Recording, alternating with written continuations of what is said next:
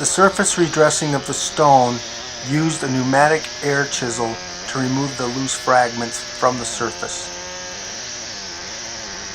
The limestone cracks required a DHL lime injection technique.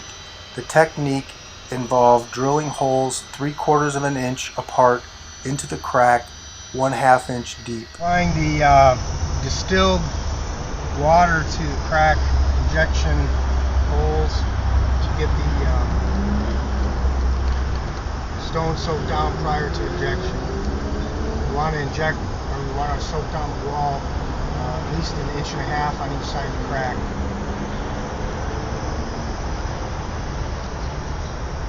And we'll let that set until that becomes surface saturated dry. Surface saturated dry. Okay, it's still moist. It's dried now to the surface touch.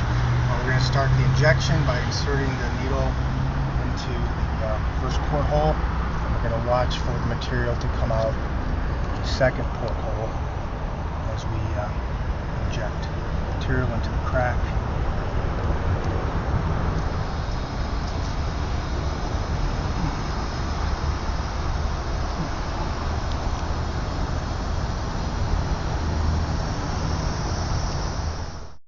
The process of removing deteriorated stone from the surface of the wall requires the use of a pneumatic hammer to remove the stone surface.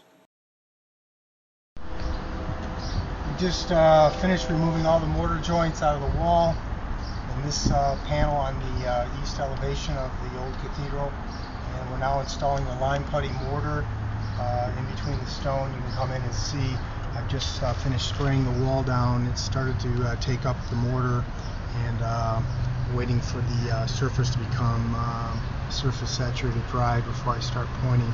There's a little bit of glistening on there, and we'll wait for that to disappear before I start inserting mortar into the joint.